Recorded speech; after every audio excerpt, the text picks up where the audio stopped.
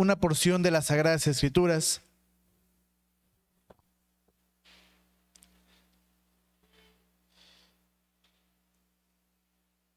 Me gustaría iniciar con lo que dice Hechos de los Apóstoles, capítulo número 6.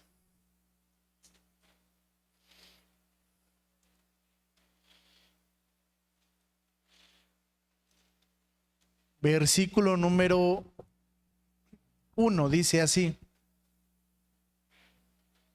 Hechos de los Apóstoles, capítulo número 6, versículo número 1.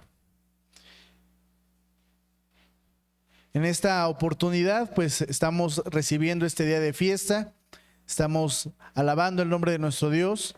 Nuestros pequeños están con papá, con mamá, con quien los cuide para que podamos también todos juntos escuchar este mensaje el día de hoy. Dice así, Hechos de los Apóstoles, capítulo número 6, versículo número 1. En aquellos días, creciendo el número de los discípulos, hubo murmuración de los griegos contra los hebreos, de que sus viudas eran menospreciadas en el ministerio cotidiano. Dice la palabra de nuestro Dios que ya en el tiempo en donde los que administraban el evangelio eran los apóstoles, había una disputa con los griegos. Los griegos eran judíos que pues venían de esta región y que tenían algunas disputas con los que eran de Jerusalén, ya que dice la Escritura que las viudas en ocasiones eran menospreciadas. Esto quiere decir que eran o no eran tomadas en consideración, o que la ayuda que se les proporcionaba no les llegaba a tiempo o no era suficiente, etcétera. La Escritura no menciona más allá. Ante esta situación de conflicto, dice el versículo número 2, así que los 12 convocaron la multitud de los discípulos y dijeron: no es justo que nosotros dejemos la palabra de Dios y sirvamos a las mesas. ¿Esto qué quiere decir? No quiere expresar que se iban a poner a hacer un trabajo como de alguien que atiende una mesa. No, es una expresión que dice: nosotros tenemos que, dice el versículo, no es justo que nosotros dejemos la palabra de Dios. ¿A qué hace referencia? Que dejemos de predicar el evangelio por administrar situaciones específicas o situaciones que son en ese momento de ese lugar, en este caso de Jerusalén. Dice el versículo número 3, buscad pues, hermanos, 7 varones de vosotros, de buen testimonio, llenos del Espíritu Santo. Porque dice la palabra de nuestro Dios, el versículo, sigo leyendo, buscad pues, hermanos, 7 varones de vosotros de buen testimonio, llenos de Espíritu Santo y de sabiduría, los cuales pongamos en esta obra. Y nosotros persistiremos en la obra y en el ministerio de la palabra. Y nosotros persistiremos en la oración y en el ministerio de la palabra. Es decir, que ante la situación compleja, en este momento, ya los apóstoles, ¿qué están determinando? Nosotros tenemos que seguir saliendo a predicar el evangelio, y en este lugar se van a quedar unos hermanos a ministrar. Estos hermanos son llamados los 7 diáconos. ¿Cuáles son los nombres de estos 7 diáconos?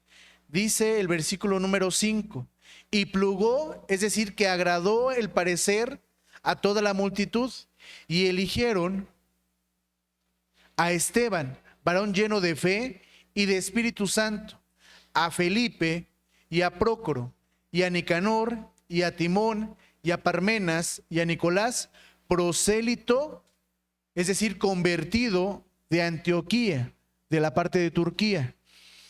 Porque para este tiempo, dice la palabra de nuestro Dios, ya había pasado lo siguiente. Dice Hechos de los Apóstoles, capítulo número 1. ¿Cuáles son esos 12 apóstoles? Porque primero habla de los 12 y después habla de otros 7 varones. Los 12 apóstoles, dice el versículo número 13. Y entrados subieron al aposento alto donde moraban Pedro y Jacobo y Juan y Andrés, Felipe y Tomás, Bartolomé y Mateo, Jacobo hijo de Alfeo y Simón Celotes y Judas hermano de Jacobo, que le conocemos como Judas Leveo. Si contamos uno por uno, dan 11. Pero dice la escritura que en el 6, o sea, ya había pasado tiempo, eran 12. ¿Dónde está ese 11avo? No, él ya estaba muerto. Está en el versículo número 26. Y les echaron suertes y cayó la suerte sobre Matías y fue contado con los 11 apóstoles. Es decir, que el 12avo apóstol, ¿quién era? Matías. Entonces aquí vemos que hay dos Felipes. ¿Sí se dieron cuenta o no se dieron cuenta que hay dos Felipes? ¿No? Regresamos antes de esto, dice Hechos de los Apóstoles, antes de revisar. Dice Hechos de los Apóstoles, capítulo número 2, versículo número 38. Porque una de las premisas que veían los 12 apóstoles para llamar a los 7 diáconos, ¿cuál era? Que fueron varones de buen testimonio y segundo, que tuvieran ya qué, que tuvieran el Espíritu Santo. Pero ¿cómo lo iban a obtener? El apóstol Pedro hace esta recomendación y da esta indicación. Hechos 2:38. Y Pedro les dice: arrepentíos y bautícese cada uno de vosotros en el nombre de Jesucristo para perdón de los pecados y recibiréis el don del Espíritu Santo. ¿Qué tuvo que haber pasado previamente con estos 7 diáconos? Que se arrepintieran, que se bautizasen para perdón de los pecados, y es así que ellos iban a recibir el don del Espíritu Santo. Estamos entendidos entonces que hay un Felipe en los 12 apóstoles. ¿Estamos de acuerdo o no estamos de acuerdo? Sí, pero también dentro de los 7 diáconos hay otro Felipe. Regresemos a nuestra lectura, Hechos 6, versículo número 5. Y plugó el parecer a toda la multitud y eligieron a Esteban, varón lleno de fe y de Espíritu Santo. ¿Y a quién más? A Felipe. Es decir, que había un Felipe, ¿qué? Un Felipe apóstol de los 12 y un Felipe diácono. Que también a este, ¿cómo se le llama? Felipe el evangelista. Vamos a Hechos de los Apóstoles, capítulo número 21, rápidamente, versículo número 8. Dice de la siguiente manera: y otro día, partidos Pablo y los que con él estábamos, vino a Cesarea. Y entrando en casa de Felipe el evangelista, el cual era uno de los 7, posamos con él. Hasta nos da una doble referencia, ¿verdad? Era evangelista, ¿uno de qué? Uno de los 7. Es decir, que había 12 y que había 7. Los 12, pues son los primeros que escoge nuestro Señor Jesucristo a reserva de Matías, que entra en lugar de Judas Iscariote. Posteriormente vemos este conflicto en donde era necesario que hubiera hombres que se quedaran en las localidades a administrarlas, a llevar esta parte pues de atención ya de manera local. Entonces esos 7, uno de ellos era Felipe. Y vamos a ver qué pasa con este hombre llamado Felipe y con otro llamado Simón. Dice Hechos de los Apóstoles, capítulo número 8, porque estos primeros versículos eran el preámbulo para que entendiéramos, porque en ocasiones vemos que dice Felipe y damos por entendido que es uno de los 12. No, es uno de los 7 diáconos. Entendido esto, ahora sí, veamos lo que dice Hechos capítulo número 8. Versículo número 5. Habíamos leído Hechos 6, vamos a Hechos 8. Es decir que en esta parte de la escritura sí lo está hablando de manera ordenada, porque dice el versículo número 5.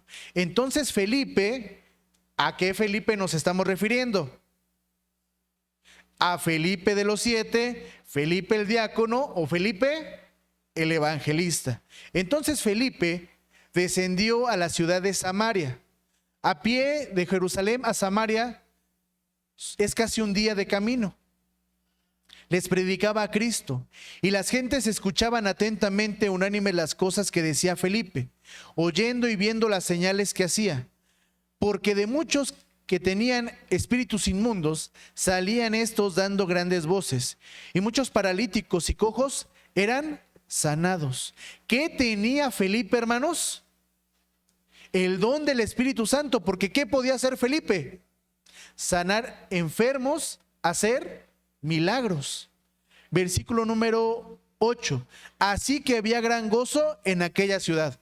Por supuesto, llega un hombre llamado Felipe, predica el evangelio de Cristo, atiende las necesidades, restaura la parte física. Por supuesto que iban a estar contentos. Por eso a Jesucristo lo seguían. Tan es así que hubo un hombre, a ver si recuerdan ustedes, un hombre ciego que Jesucristo le dice, hijo de David, y gritaba porque no, al ser ciego, pues no sabía dónde estaba. Y si vemos, hay muchos hombres a los que Jesucristo, más bien muchos hombres buscaban a Jesucristo para que lo sanara. Esto pues se sigue viendo. Este hombre ciego se llamó Bartimeo. Versículo número 9.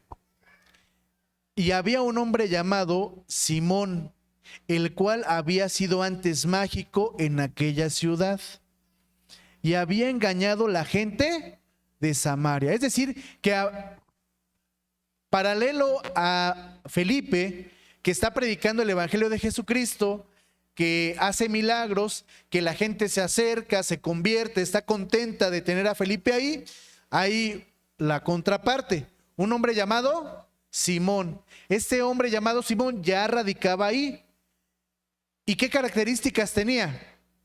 Una, era mágico, es decir, que quizá la escritura no menciona mucho, pero quizá tenía ciertas habilidades, pero esas habilidades, ¿para qué las utilizaba? Para engañar. Versículo número 9. Diciéndose, dice, antes mágico en aquella ciudad y había engañado la gente de Samaria, diciéndose ser algún grande. Es decir, que él mismo se ponía ¿qué? Un título, él mismo se daba un honor, él se ponía por encima de las gentes y le gustaba que lo honraran, que lo solicitaran, pero todo lo hacía con un propósito. ¿Cuál era ese? Engañar a las personas. Versículo número 10. Al cual oían todos atentamente desde el más pequeño hasta el más grande, diciendo, este es la gran virtud de Dios. Refiriéndose a él mismo. Es decir, que imagínense, este hombre cómo utilizaba sus habilidades, ¿para qué? Para engrandecerse, para engañar, para mentir, pero ¿qué tenía? Tenía una cierta capacidad para que desde el más pequeño hasta el más grande lo escucharan. Todo, repito, con la intención de engañar. Versículo número 11. Y le estaban atentos, porque con sus artes mágicas los había embelesado mucho tiempo. ¿Qué significa la palabra embelesar? Los había encantado, los había traído. Sí, los tenía en la palma de su mano, por así decirlo. Atrapados. Versículo número 12. Mas cuando creyeron, ¿a quién? A Felipe. Es decir, que mucha de la gente que había escuchado a Simón, el mago, ahora escuchan ¿a quién? A Felipe, que anuncia el evangelio del reino de Dios, y el nombre de Jesucristo se bautizaban hombres y mujeres. ¿Qué capacidad tenía quién? Felipe. ¿Pero capacidad de él o capacidad de quién, hermanos? Capacidad del poder de lo alto. Qué bendición es cuando un hombre utiliza el don de Dios, ¿para qué? Para sanar, para hablar la palabra de Dios, para predicar, para acercarse a las personas. Por eso dice la escritura que con él, que con Felipe se sentían como gozosos, se sentían contentos. No lo dice así con Simón. Sí atraía a las personas, tenía una capacidad de atracción, sus habilidades, su forma de hablar, pero no se sentían contentos. En cambio, con Felipe se sentían contentos, lo admiraban, lo escuchaban, los persuadía, los convencía a tal punto de que abrazaran la doctrina y ellos que dijeran: me estoy arrepentido, me bautizo y me convierto al cristianismo. Versículo número 13. Tan poderosa es la palabra de nuestro Dios que a quien convirtió. Y el mismo Simón creyó también entonces, y bautizándose se llegó a Felipe, y viendo los milagros y grandes maravillas que hacía, estaba atónito. ¿Se convirtió Simón, sí o no? Podríamos decir que sí, pero no del todo. ¿Por qué? Porque estaba maravillado de lo que hacía Felipe. Tan buen expositor de la palabra de nuestro Dios era Felipe, que ¿a quién convenció? A un hombre que se dedicaba a convencer a las demás personas. Fíjense nada más qué capacidad tenía Felipe.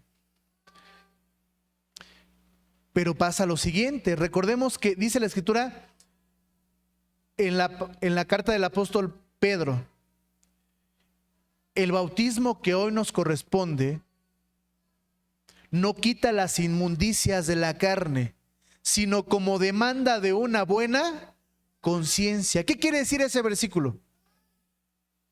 Que si el hermano Esdras antes de bautizarse sabía hacer algo ilícito, bautizándose, pregunta: ¿lo sigue sabiendo hacer? ¿Sí o no? Sí. Dios es fiel y perdona todas las iniquidades que cometí al bautizarme. ¿Pero qué dice? ¿Pero qué demanda de ti? Una buena conciencia, porque tu carne sigue siendo ¿qué? La misma. Esta carne ya está ¿qué? Ya está corrompida.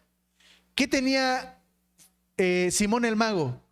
Ya tenía una mente ¿qué? Y una carne corrompida. Y entonces en él se aplica este versículo, porque se arrepiente, sí, escucha, sí, se bautiza, sí. Pero ¿qué tenía que demandarle a él? Una buena conciencia, lo cual no fue así, porque leamos lo que sigue.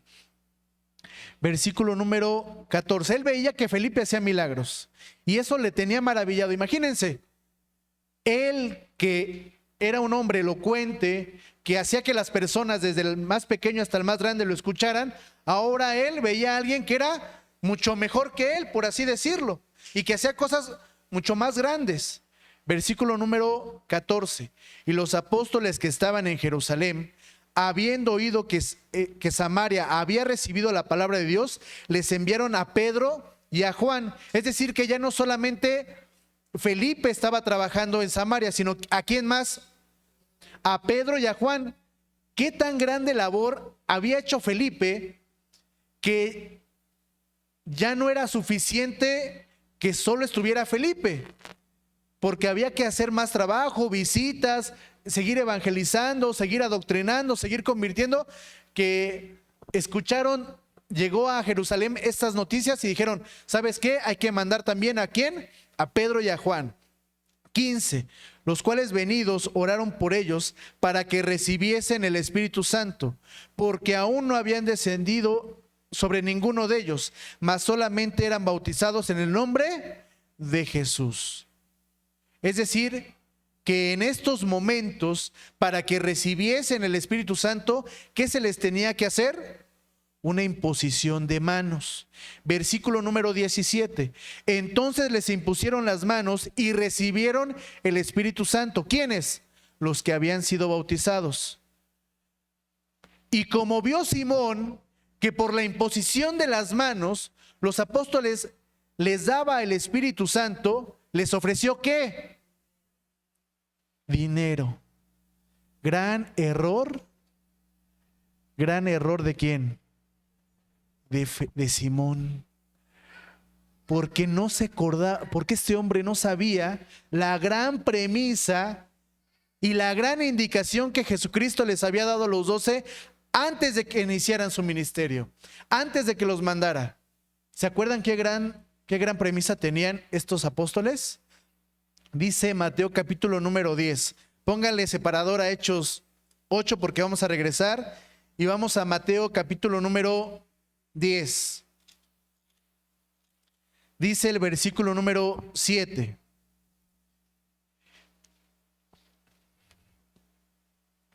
Y yendo, está hablando Jesucristo y le está dando indicaciones a los apóstoles. Y yendo, predicad diciendo, el reino de los cielos se ha acercado. Ustedes van a tener que sanad enfermos, limpiad leprosos, resucitad muertos, echad fuera demonios, con una condición. De gracia recibisteis, dad de gracia. ¿Qué es gracia? Gracia es un don que ¿cómo nos lo da Dios? De manera inmerecida y gratuita. ¿Y nosotros con qué pagamos? No hay algo con que podamos pagar, pero sí hay algo que podemos ofrecer a Dios. ¿Qué es lo que ofrecemos? Obediencia bajo los estatutos ¿de quién? De Dios. Y para que sea más entendible, versículo número 10. No aprestéis oro, ni plata, ni cobre en vuestras bolsas. Es decir, ¿qué estaba diciendo Jesucristo? Por esto no vayan a ¿qué? A cobrar. No vayan a lucrar con esta situación. Versículo número 11. Ni alforja para el camino, ni 2 ropas de vestir, ni zapatos, ni bordón, porque el obrero digno es de su alimento. Dios iba a poner los medios para que estos hombres obtuvieran lo necesario. ¿Ellos de qué se tenían que preocupar? De predicar la palabra. ¿Y quién iba a poner los medios? Dios. ¿Esto lo sabía Simón? No lo sabía. ¿Y por eso qué hace con estos hombres? Con Felipe, con Pedro y con Juan. Les ofrece dinero. ¿Pero por qué también, hermanos? Porque ¿cómo era su carne? Su conciencia, viciada. ¿Estamos de acuerdo? Estaba viciada. ¿Y él cómo veía ese poder? Como un medio para obtener ¿qué? Como dice la escritura, una torpe ganancia. Hechos capítulo número 8, dijimos que no perdiéramos. Versículo número 19, después de ofrecerles dinero, diciendo, dadme también a mí esta potestad, este poder, que a cualquiera que pusiere las manos encima reciba el Espíritu Santo. Entonces Pedro le dijo, tu dinero perezca contigo, que piensas que el don de Dios se gane por dinero. ¿No tienes tu parte ni suerte en este negocio? Entonces ¿sí es como un negocio? No, en este trabajo. En este asunto, claro, por supuesto. Porque tu corazón no es recto delante de Dios. Arrepiéntete pues de esta tu maldad y ruega a Dios, si quizás te será perdonado el pensamiento de tu corazón. Porque en hiel de amargura y en prisión de maldad veo que estás. Porque lo único en que la mente de Simón estaba puesto su corazón y su mente era ¿en qué? En engañar y en lucrar con las personas. Y ve esta oportunidad y gracias a Dios y los apóstoles haciendo un excelente trabajo le dijeron, no es posible, esto no es correcto. Es decir, hermanos, que esto nos deja una enseñanza. ¿Para qué es el don del Espíritu Santo? ¿Para qué nos sirve? Dice el profeta Joel, capítulo número 2. Esto lo pudiéramos haber leído en Hechos, pero quiero que busquemos un libro que casi no leemos y que nos es difícil de encontrar. Dice Joel, capítulo número 2, versículo número 28. Y será que después de esto derramaré mi espíritu sobre toda carne. El espíritu va a ser derramado sobre toda carne. ¿Pero para quiénes? Para quienes se hayan, ¿qué, hermanos? Previamente bautizado. Y previamente de bautizarse, arrepentirse. Y el espíritu sirve para lo siguiente: y profetizarán vuestros hijos y vuestras hijas. ¿Qué significa la palabra profetizar? No solamente significa interpretar o hablar lo que va a pasar en el porvenir. Significa hablar o cantar con inspiración. Cuando un hombre predica la palabra de Dios, cuando ustedes están evangelizando o cuando les hacen una pregunta, ¿no hay ocasiones en las que ustedes no saben qué responder? Y le dicen a Dios en cuestión de segundos: Señor, dime qué responder. Responden y es correcto y les da la respuesta. Por eso dice la palabra, ¿para qué sirve el don del Espíritu Santo? Para hablar con entendimiento. Dice la Escritura: vuestros viejos soñarán sueños y vuestros mancebos verán visiones. ¿Qué es soñar sueños, hermanos? Es entender lo que Dios nos ha dado como profecía. Es poder entender lo que va a pasar en un futuro. Visiones es darle una correcta interpretación a las profecías. La Biblia es un libro que está abierto para todos, pero no todos lo pueden entender. Con este pasaje, ¿qué nos está diciendo la Escritura? ¿Para qué sirve el Espíritu Santo? Para poder entender la palabra de Dios. Qué bendición poder estar aquí. Qué bendición es poder interpretar la palabra de Dios. Que lo podamos leer, analizar y que se cumplen en nosotros estas palabras. Versículo número 29. Porque el 28 dice que vuestros hijos y vuestras hijas, ¿estamos de acuerdo? ¿Quiénes son esos hijos y esas hijas? ¿Quiénes fueron los hijos de Dios? Los que primero creyeron. ¿Y los que primero creyeron quiénes fueron? Los 144,000. Pero también el versículo número 29 dice: y aún también sobre los siervos y sobre las siervas. Los siervos y las siervas, ¿quiénes son? Ya somos nosotros. Los hijos y las hijas es el pueblo de Israel, las primicias. Y los siervos, ¿quiénes? Nosotros, los gentiles, que en su momento no teníamos parte, y gracias a la misericordia de Dios, ahora sí tenemos parte. 29. Y también sobre los siervos y sobre las siervas derramaré mi espíritu en aquellos días. Y daré prodigios en el cielo y en la tierra, sangre y fuego, y columnas de humo. Y aquí ya está hablando de situaciones complicadas que van a venir. El sol se tornará en tinieblas y la luna en sangre, antes que venga el día grande y espantoso de Jehová. Estos versículos ya están hablando acerca de qué tiempo. Del futuro, de tiempo antes de que venga ¿quién? Jesucristo por segunda vez. Versículo número 32. Y será que cualquiera que invocare el nombre de Jehová será salvo, porque en el monte de Sión y en Jerusalén habrá salvación, como Jehová ha dicho, y en los que quedaren, a los cuales Jehová habrá llamado. ¿Qué más beneficios nos da el Espíritu Santo en nuestras vidas? El Espíritu Santo ya vimos que nos permite ¿qué? Sanar enfermos.